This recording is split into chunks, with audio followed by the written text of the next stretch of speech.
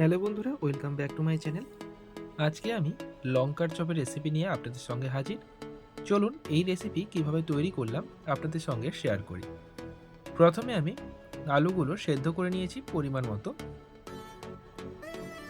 এবার আলুগুলো ভালো করে স্ম্যাশ করে নিচ্ছি। একদম দোকানের মতো লঙ্কার চপ পেতে এই ভিডিওটি সম্পূর্ণ দেখুন, আর তৈরি করতে পারবেন বাড়িতেই একদম দোকানের মতো লঙ্কার চপ। নিয়ে নিলাম জিরে গুঁড়ো, নিয়ে নেব লঙ্কার গুঁড়ো, এরপর এতে নিয়ে নিচ্ছি গোলমরিচের গুঁড়ো ও জয়ত্রী গুঁড়ো। এখানে সবগুলো মশলা আমি ভেজে গুঁড়ো করেছি। গরম মশলার গুঁড়ো নিলাম মেথি পাতা এবং নিয়ে নেব পরিমাণ মতো লবণ। এখন ভালো করে এটাকে মাখিয়ে নিচ্ছি সম্পূর্ণ আলুর সঙ্গে।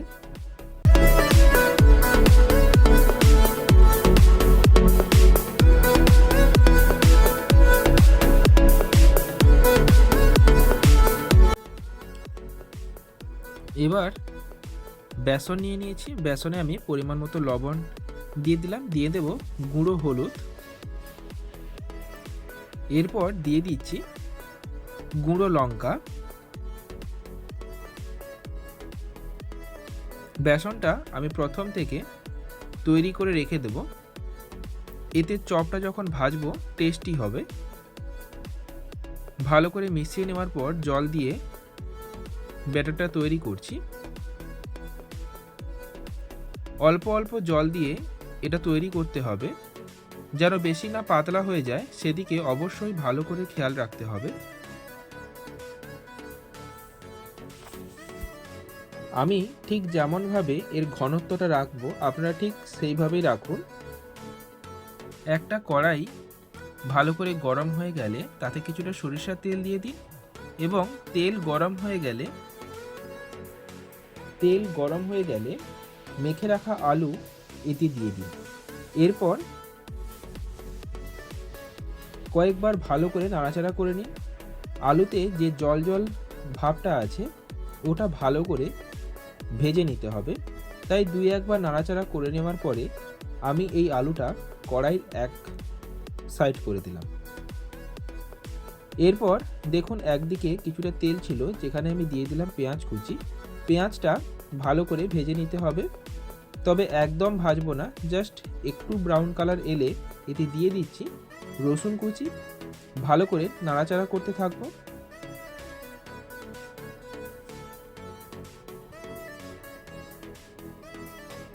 এরপর আদা কুচি দিয়ে সমগ্র আলুর সঙ্গে মিশিয়ে দিচ্ছি। এদিকে আমার আলুর রসটাও একদম ভাজা ভাজা হয়ে গেছিল।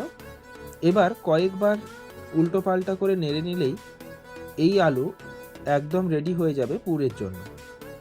যেহেতু এই আলুটা আমরা পুরে ব্যবহার করব, তাই যতটা শুকনো শুকনো হবে ততটাই সুবিধে হবে চপটা তৈরি করার জন্য।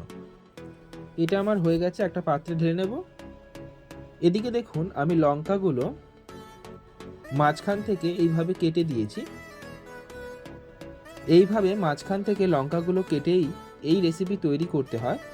প্রত্যেকটা লঙ্কা আমি সামনের দিক থেকে বোটার দিক পর্যন্ত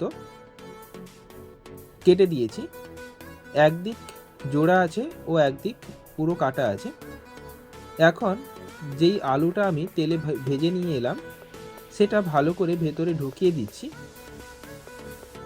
চেপে চেপে একদম ভেতর পর্যন্ত আলুটাকে ঢুকিয়ে দিলাম। এরপর যে আলুগুলো বেড়ে গেছে সাইড থেকে সেই আলুগুলো পরিষ্কার করে দিচ্ছি। এই রেসিপি একদমই দোকানের মতো হবে। অবশ্যই আপনারা আমার ভিডিও দেখে বাড়িতে ট্রাই করার চেষ্টা করুন। এইভাবে আমি প্রত্যেকটা লঙ্কাতে পুরগুলো ঢুকিয়ে দিচ্ছি। আর আপনি যদি আমার চ্যানেলে নতুন দর্শক হয়ে থাকেন অবশ্যই চ্যানেলটিকে সাবস্ক্রাইব করে দিন এবং পাশে থাকা বেল বাটন অবশ্যই ক্লিক করে দিন, যাতে আমার পরবর্তী আপলোডগুলো আপনাদের কাছে সবার প্রথমে পৌঁছে যায়। আর যদি ভিডিওটি ভালো লেগে থাকে অবশ্যই একটা কমেন্ট করে দিন।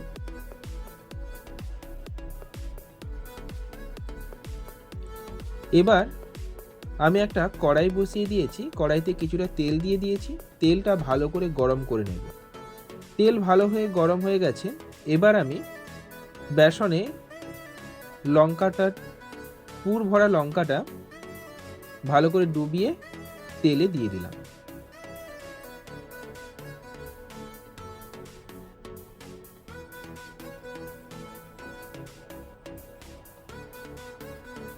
এইভাবে দুটো লঙ্কা দিয়ে এটাকে ভেজে নেব।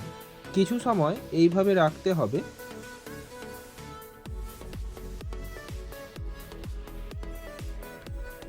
ভাজা ভাজা একটু হয়ে এলে অপর পিঠে উল্টে দেব। বেশি নাড়াচাড়া করবার প্রয়োজন নেই, দুবারেই এই চপ ভাজা হয়ে যাবে।